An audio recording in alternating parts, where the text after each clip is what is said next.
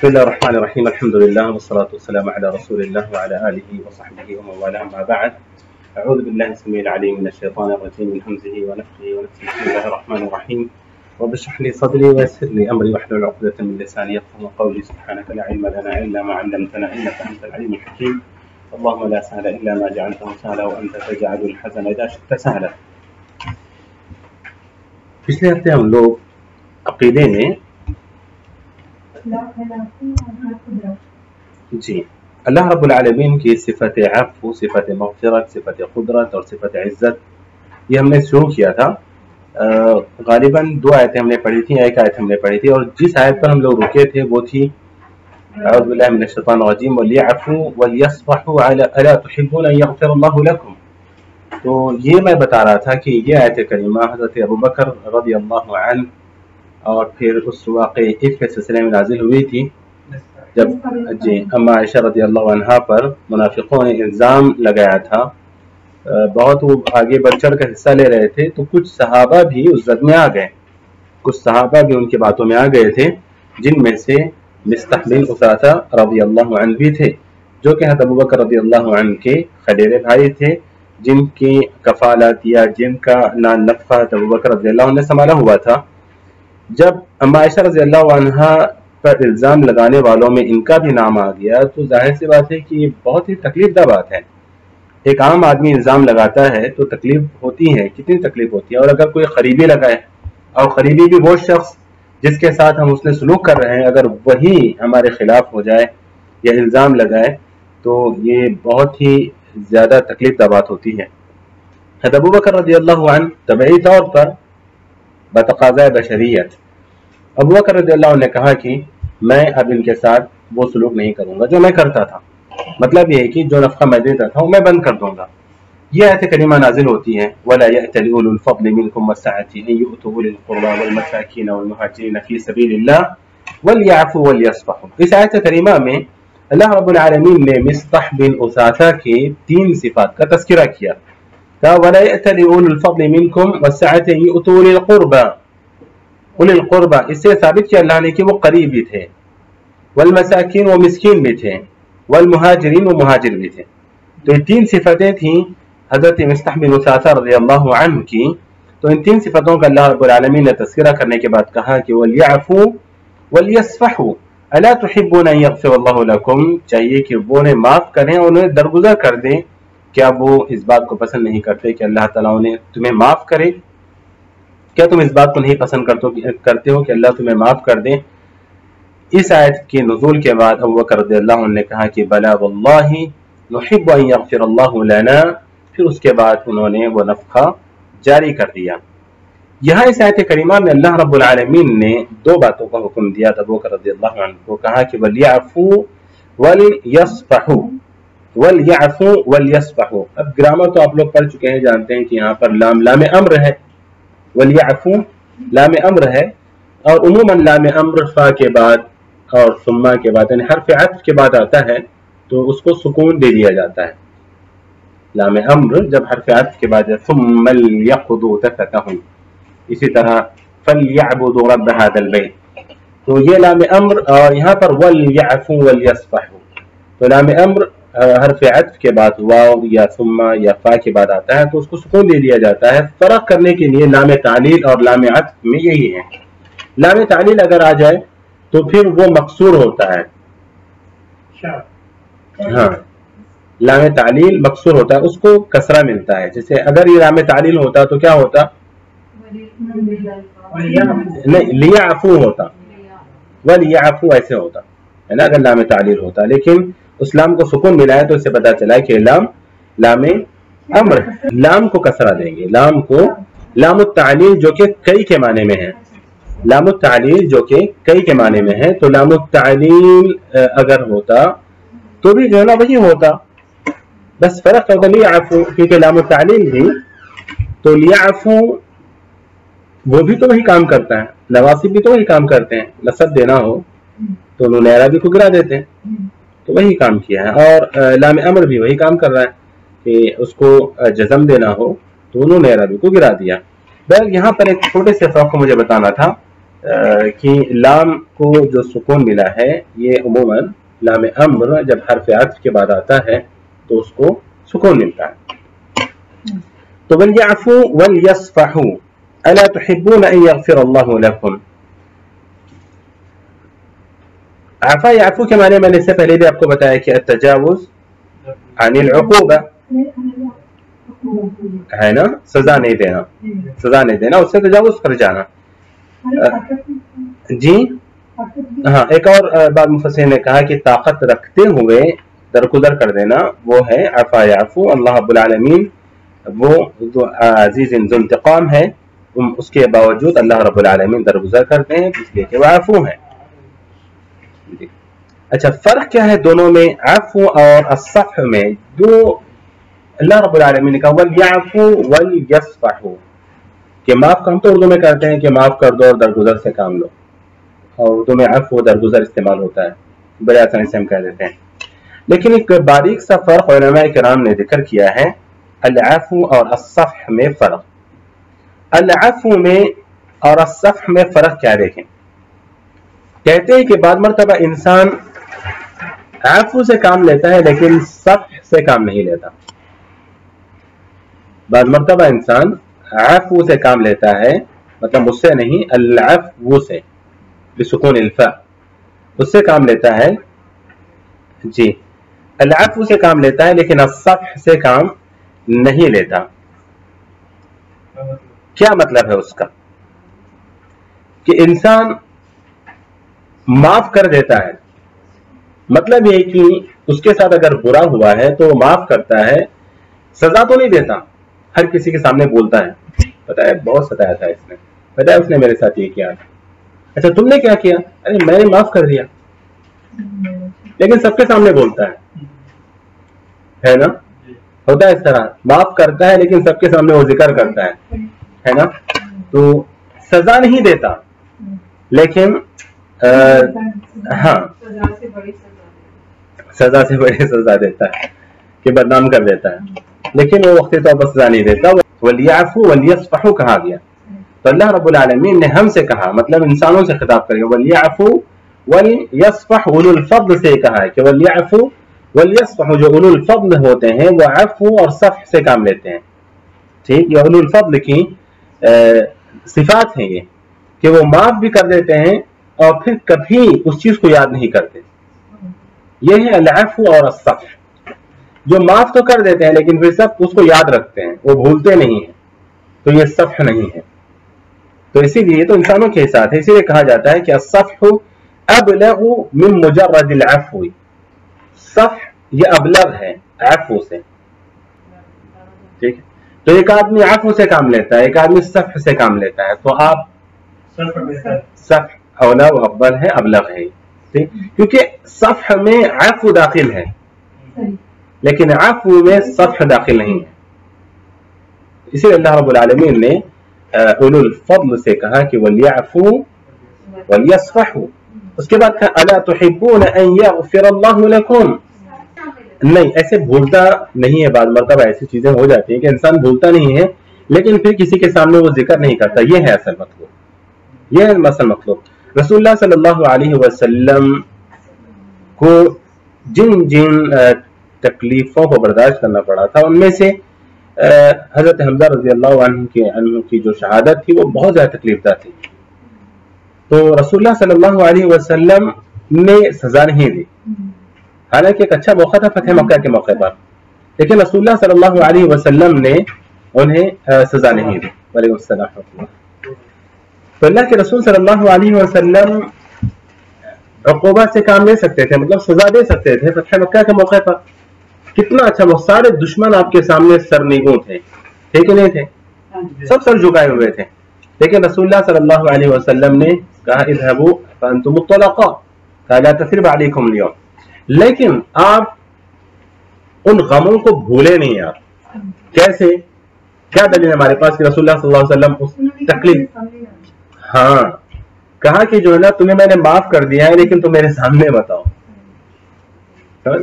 نہ آپ نے کسی کے سامنے اس کا ذکر کیا، نہ آپ بولتے بیٹھے تھے سب کو کہ دیکھو یہی وہ حبشی ہے جس نے میرے چچا کو مارا تھا. کبھی نہیں ذکر کیا آپ نے، کبھی اس کا ذکر نہیں آتا ہے. کہ رسول اللہ صلی اللہ علیہ وسلم نے، لیکن آپ کے دل میں وہ رنجش تھی، وہ تکلیف تھی، تو آپ نے سامنے آنے سے منع کیا ہے. تو اس کے بعد اللہ رب العالمین ایک آفر دیتے ہیں، الا تحبون ان یغفر اللہ لکم. یہ عرض ہے، الا تحبون ان یغفر اللہ لکم، کیا تم یہ نہیں چاہتے ہو، کیا تمہیں پسند نہیں ہے کہ اللہ تعالیٰ تمہیں معاف کر دے؟ اب اس آفر کو کون ایکسپٹ کر رہا ہے، کون قبول کرے گا؟ ابو بکر رضی اللہ عنہ، من السابقین الاولین، بلکہ سباق فی الخیر، سب سے آگے رہنے والے. فوراً کہا بلا نحب ان یغفر اللہ لنا، کیوں نہیں، ہم تو چاہتے ہیں کہ اللہ رب العالمین ہمیں معاف کرے. تو اس آفر کو ایکسپٹ کرنے کا کیا مطلب ہے؟ کیا مطلب ہے؟ نہیں، ایکسپٹ کرنے کا کیا مطلب ہے؟ صرف یہ کہ ہاں ہم تو چاہتے ہیں کہ اللہ تعالیٰ ہمیں معاف کر دے تو ہو جائے گا.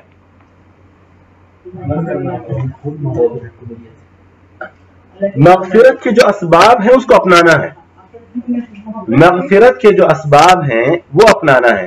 اس آیت کریمہ میں مغفرت کا کیا سبب بتایا؟ وَلْيَعْفُوا وَلْيَصْفَحُوا. ہاں، تو بندوں کو درگزر کرو، بندوں کا رب تمہیں درگزر کرے گا، یہ ہے. تو دوسروں کو درگزر کرنا یہ بھی مغفرت کے اسباب میں سے ہے، یہ بھی مغفرت کے اسباب میں سے. اگر ہم اللہ کے بندوں کو معاف کرتے ہیں تو اللہ رب العالمین بھی ہمیں معاف کریں. بہت سارے لوگ بولتے ہیں قیامت میں دیکھ لوں گا تمہیں، دنیا میں نے معاف کیا، قیامت میں دیکھ لوں گا. وہ کس طرح معاف کیا تم نے؟ دنیا میں جو قیامت میں دیکھنا چاہتے ہو تو یہ تو معافی نہیں ہوگی نا. تو بہت بڑی چیز ہے، شاید ہی ہم میں کسی کے دل میں اس کی اہمیت ہو کہ انسانوں کو ہم معاف کریں تاکہ اللہ ہمیں معاف کرے. وہ اس آیت کریمہ سے ہمیں پتہ چلا کہ بندوں کو معاف کرنا بھی مغفرت کے اسباب میں سے ہے. اس کے بعد اللہ رب العالمین نے کہا الا تحبون ان یغفر اللہ لکم. اس کے بعد اللہ تعالیٰ کہتا ہے کہ واللہ غفور رحیم، اللہ رب العالمین غفور ہے، رحیم ہے. غفور ہے، رحیم ہے. یعنی ایک تو یہ کہا میں نے کہ اس آیت کریمہ سے ہمیں یہ پتا چلا کہ بندوں کو معاف کرنا ہماری مغفرت کے اسباب میں سے بھی ایک سبب ہے. ٹھیک ہے. اس کے اللہ رب العالمین نے اپنی دو صفتوں کا یہاں پر تذکرہ کیا، کہا اللہ غفور ہے، صفت المغفرہ کا ثبوت ملتا ہے کہ اللہ رب العالمین صفت مغفرہ سے متصف ہے. اچھا، لفظ غفور یہ مبالغے کا صیغہ بھی ہو سکتا ہے، اسم مبالغہ بھی ہو سکتا ہے، یہ کیونکہ فعول اسم مبالغہ کا صیغہ ہے، وزن ہے، یا صفت مشبہ بھی ہو سکتا ہے. صفت مشبہ اس صفت کو کہتے ہیں جو انسان میں، جو کسی میں بھی ہو، بالکل ثابت و دائم ہوتی ہے، اس کو صفت مشبہ کہتے ہیں. ٹھیک، تو ثابت اور دائم ہے، مطلب یہ کہ وہ صفت اس سے الگ نہیں ہو سکتی، وہ صفت مشبہ ہے وہ. ٹھیک، تو غفور یہ جو فعول کا وزن ہے یہ صفت مشبہ کا بھی وزن ہے اور اس مبالغہ کا بھی وزن ہے. تو بعض نے کہا کہ یہ مبالغہ ہے. اللہ رب العالمین کے کثرت مغفرت پر دلالت کرتا ہے یہ لفظ. ابن عثیمین رحمہ اللہ کہتے ہیں کہ نہیں، دونوں چیزیں اللہ تعالیٰ نے جمع کر دی ہیں اس میں، کہ یہ اللہ رب العالمین کی صفت مشبہ بھی ہے اور رب العالمین کی صفت مبالغہ بھی ہے. یہ صفت اللہ رب العالمین کی، یہ اللہ رب العالمین کی ذاتی صفت ہے، مطلب یہ کہ آپ اللہ سے الگ نہیں ہوگی یہ صفت. ٹھیک، اور اللہ رب العالمین بے انتہا معاف کرنے والا ہے، واللہ غفور رحیم، جس کے بے شمار آیتیں اور دلائل ہمارے پاس ہیں کہ اللہ رب العالمین کس طرح معاف کرتا ہے. تو اس سے پتا چلا کہ اللہ رب العالمین کی یہ جو صفت ہے غفور، یہ صرف مبالغہ نہیں ہے بلکہ اللہ کی صفت، یہ صفت ثابتہ و دائمہ ہے اللہ رب العالمین کی. اور اللہ رب العالمین کی صفت اس کے اندر مبالغہ بھی ہے، مطلب ہے کہ کثرت پر دلالت کرتا ہے. مبالغہ کا مطلب کیا ہے؟ کثرت پر دلالت کرنے والا اسم یا کلمہ، مبالغہ.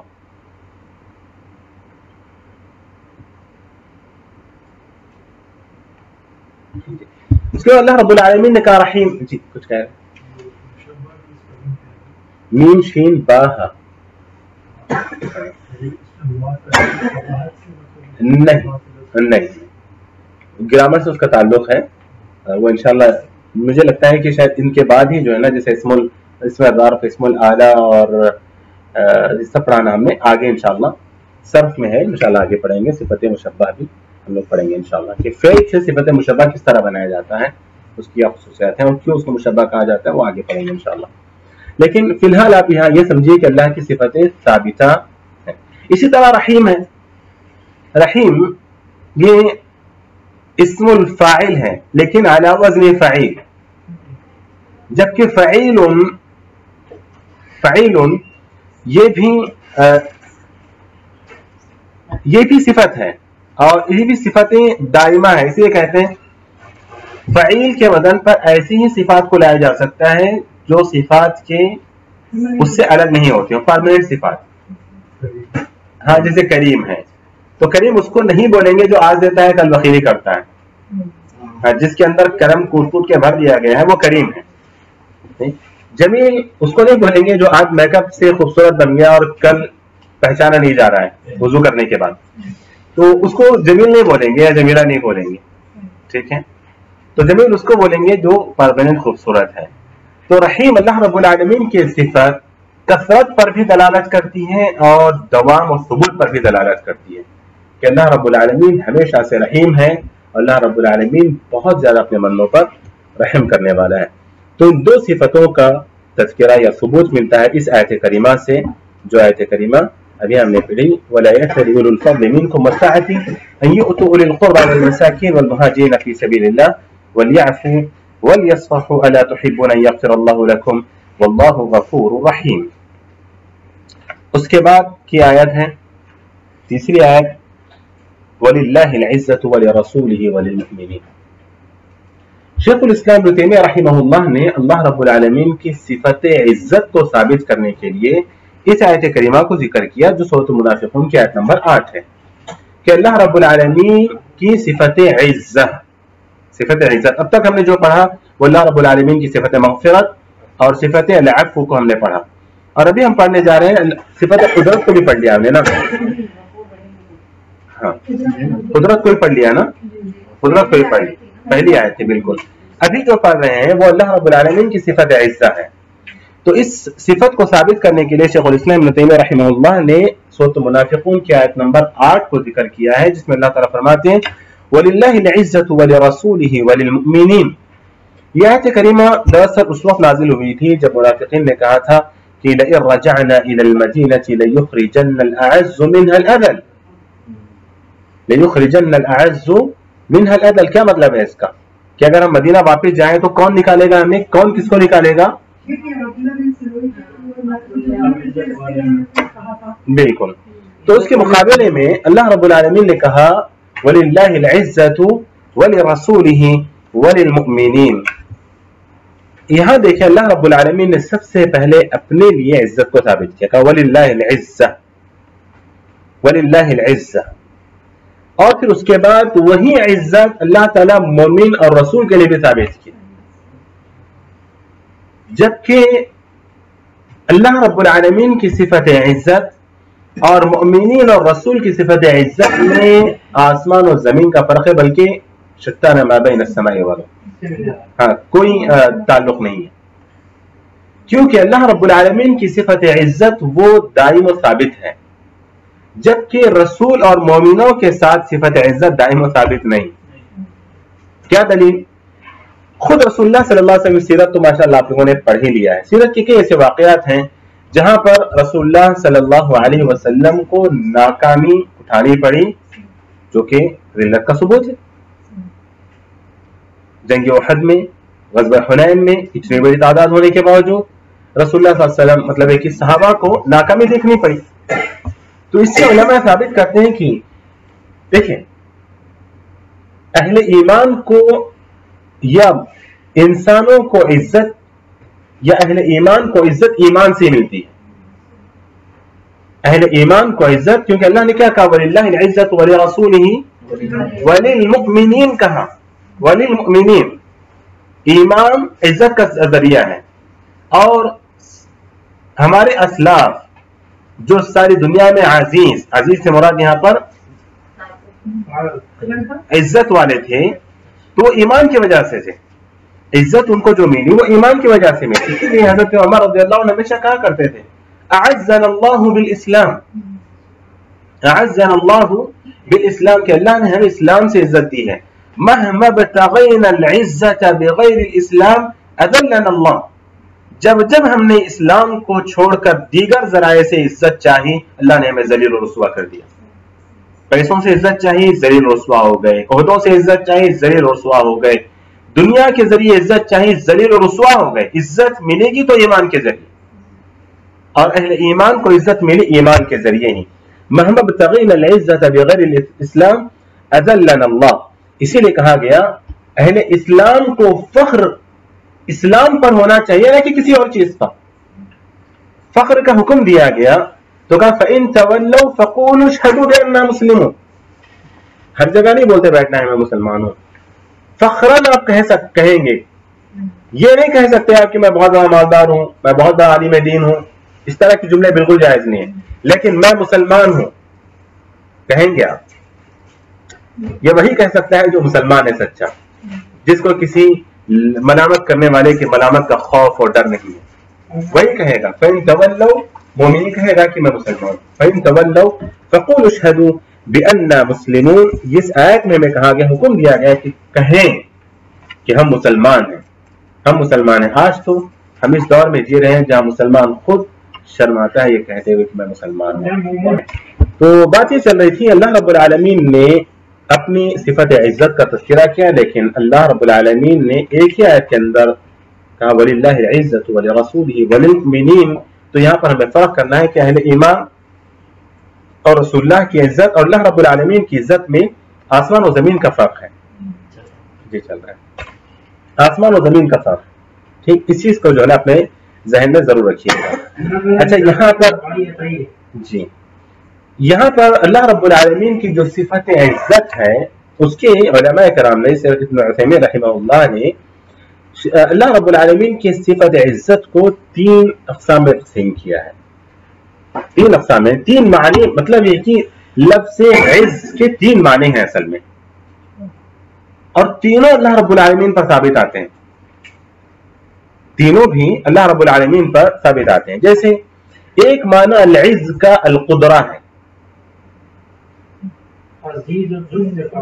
ایک معنی جی قدرت والا، ایک معنی عز کا قدرت والا ہے. تو ایک ہے عزت کی ایک قسم ہے عزت القدری، مطلب یہ کہ اللہ رب العالمین وہ غالب ہے، طاقت والا ہے. ٹھیک ہے، طاقت والا وہ عزت والا ہے جس کی کوئی مثال نہیں، لا نظیر له. ٹھیک ہے، اس کو بھی ذہن میں رکھیے. اور دوسری چیز کا عزت القہری. اب ہمارے پاس مسئلہ یہ ہے کہ اردو زبان ذرا سا مسکین زبان ہی ہے، اس معنی میں نہیں کہ لوگ نہیں بولتے ہیں، مطلب کہ الفاظ زیادہ نہیں ہیں اس میں جتنے کی مالدار زبان عربی ہے، ایسے نہیں ہے. تو اب جیسے قدرت کو ہم نے ادا کیا، قہر کے معنی اردو میں کرتے ہیں غالب ہونے کی. ٹھیک ہے، تو ایک معنی لفظ عزہ کے معنی غالب ہونے کے بھی ہیں. تو اللہ رب العالمین نے اپنے لیے لفظ عزت کو ثابت کیا ہے. تو اللہ رب العالمین عزیز القہار ہے، وہ اللہ رب العالمین وہ غالب آنے والا ہے. ٹھیک. تیسری قسم ہے عزت الامتناع. عزہ کے ایک معنی ہے رکنا، عزہ کے ایک معنی رکنے کے بھی ہیں. تو کہتے ہیں کہ اللہ رب العالمین کی ذات ہر عیب سے رکی ہوئی ہے، مطلب ہے کہ وہ پاک ہے. امتناع الف میم تا جی. تو اللہ رب العالمین کی ذات رکی ہوئی ہے، مطلب ہے کہ اللہ رب العالمین کی ذات دور ہے ہر عیب سے، ہر نقص سے یا ہر کمی سے. علماء نے لفظ عزت کی اللہ رب العالمین کی جو صفت ہے صفت عزت کی 3 قسم بیان کی. ایک عزت القدری قدرتی، عزت القہری و عزت الامتناعی. عزت القدرتی اللہ رب العالمین بعض مرتبہ دیکھیں انسانوں میں دیکھیں فرق، سنیں ذرا انسانوں میں فرق دیکھیں. بعض مرتبہ انسان بڑا باعزت ہوتا ہے لیکن اس میں قدرت نہیں ہوتی. ہاں ہوتا ہے اس طرح، وہ قدیر نہیں ہے اس کو عزت تو ملی ہوئی لیکن وہ قدیر نہیں ہے. انسان باعزت ہو سکتا ہے لیکن وہ غالب نہیں ہو سکتا ہے نا. انسان باعزت ہے لیکن اس کے اندر بہت سارے عیوب بھی ہیں. لیکن اللہ رب العالمین کی ذات تینوں چیزوں سے الگ ہے. اللہ رب العالمین کی ذات باعزت بھی ہے وہ قادر بھی ہے. اللہ رب العالمین کی ذات باعزت بھی ہے وہ قہار بھی ہے. اللہ رب العالمین کی ذات باعزت بھی ہے وہ سبحان بھی ہے، وہ ہر عیب سے پاک بھی ہے. ٹھیک، تو انسان باعزت ہو گیا تو اس کا مطلب یہ نہیں کہ وہ غالب ہے یا وہ قادر ہے یا وہ ہر عیب سے پاک ہے. بات واضح ہے؟ یہ فرق ہے. انسان اہل ایمان، عزت اہل ایمان کے لیے بھی ہے. ہاں جب بھی آیت پڑھتے ہیں تو ہمیں ایک واقعہ یاد آتا ہے. میرے استاد نے ذکر کیا تھا سعودیہ میں جب وہ پڑھ رہے تھے، شیخ حفیظ الرحمن عمری مدنی، اللہ تعالیٰ نے زندگی دے، صحت عمر دیا. تو جب وہ مدینہ میں پڑھ رہے تھے، بن باز رحمہ اللہ کے شاگرد ہیں وہ بن باز رحمہ اللہ کے ساتھ بیٹھے ہوئے تھے. ریڈیو آن کیا انہوں نے، تو کوئی بھی پروگرام چلتا تو سب سے پہلے ایک اس کی دف کی آواز آتی، ہوتا ہے ڈھول، اس کی آواز آتی. اس کے بعد اس کے ساتھ کہتے کہ العزت للعرب، العزت للعرب. تو فوراً سے بن باز رحمہ اللہ نے اس آیت کو پڑھا کہ وللہ العزت ولرسولہ وللمؤمنین، حالانکہ وہ عربی ہے. تو کہا کہ عزت عرب کے لیے نہیں، عزت اللہ کے لیے ہے، رسول اور مومنوں کے لیے عزت ہے.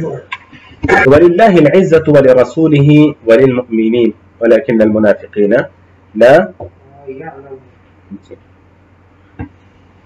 ایک اور آیت بھی دلیل کی عزت مومنوں کو ملتی ہے اور مومنوں کی عزت میں ثبات نہیں ہے. مومنوں کو جو عزت ملتی ہے اس میں ثبات نہیں، ضروری نہیں ہے. اللہ رب العالمین کی عزت اور اہل ایمان کی عزت ہے. اللہ کی عزت دائم و ثابت ہے، لیکن اہل ایمان کی جو عزت ہے وہ نکاح کی، ہاں ایمان وہ ثابت نہیں ہے. وہ ان کو ذلت بھی مل سکتی ہے. جیسے مثالیں ابھی دے دی میں نے، صحابہ اکرام کتنا اونچا ان کا مقام ہے. جنگ احد میں کیا دیکھنا پڑا، جنگ حنین میں کیا ناکامی دیکھنی پڑی، اتنی بڑی تعداد میں.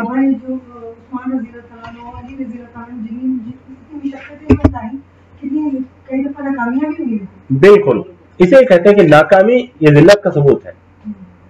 ناکامی عزت تو نہیں ہے نا، ناکامی تو ذلت کا ثبوت ہے. ٹھیک ہے.